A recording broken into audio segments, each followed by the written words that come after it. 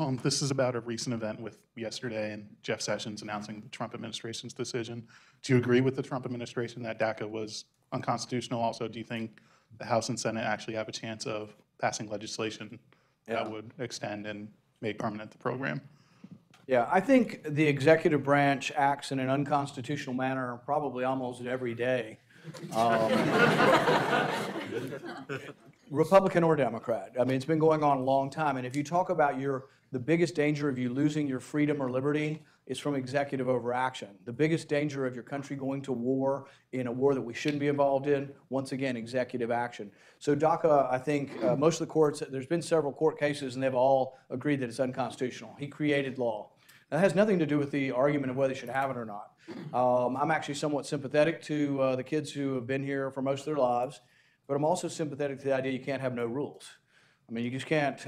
Sympathetic to Milton Friedman's point when he said you can't have open borders in a welfare state. We got a lot of free stuff in our country. Free health care no matter what, free education no matter what, up through 12 grades. That's just a big expense. You just can't have the whole world come. There was a survey by Pew one time, I think it was Pew or Gallup, and they surveyed the world and then they extrapolated and they said 700 million people would come here if they could. So we've got to have some rules. Now with the DACA kids, what I proposed is the compromise is they're here, they're illegal, and you want to make them legal. We accept about 1 million people a year through green cards who then go to get on the track to become citizens. Make the DACA kids part of the 1 million. Now there's 1 million of them, so they would take up a whole year's worth of immigration.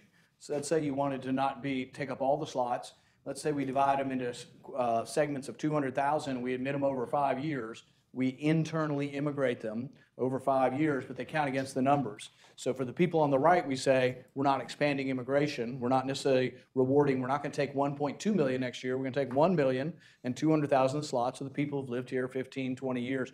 And then I think that to me would be the reasonable compromise. I don't think that's what I'm promoting. I don't think we'll get that. I think what we'll get is you'll do DACA and it'll pass, and then they'll throw a bunch of money at a wall or some security stuff.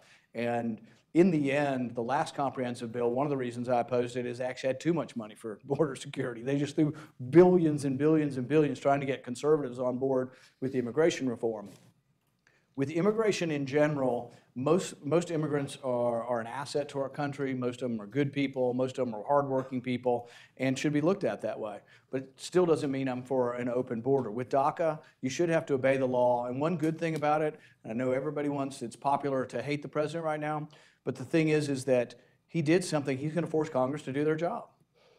I mean, that's what he's, if you read his Twitter account, that's what he's saying he wants us to do. He's telling us to do our job. And it is true. And in fact, I'm trying to do something similar to that. So he's forced DACA back to us. If it's very unpopular to send these kids back to their country, or who knows, some of them might not even speak Spanish or whatever language, if that's not popular, Congress should fix it.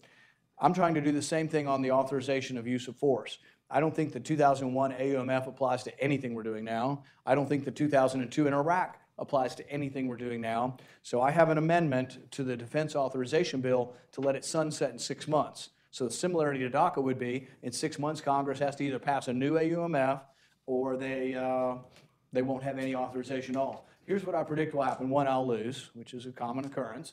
But I'm holding it up. So when John McCain came back at midnight and he asked for immediate, expedited consideration of the defense bill, I objected.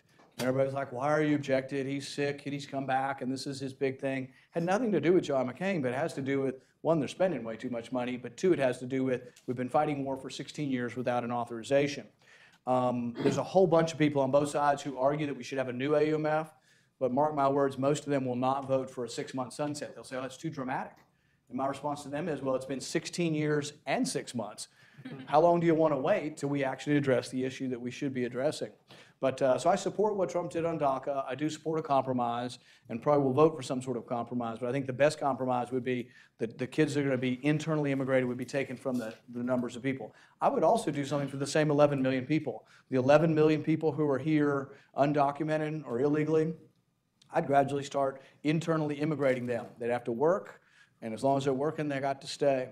And I would also say one other thing before we move on. This is something that I think liberals get completely wrong about the Statue of Liberty in Ellis Island. They're all forever saying, oh, we're this country, everybody can come.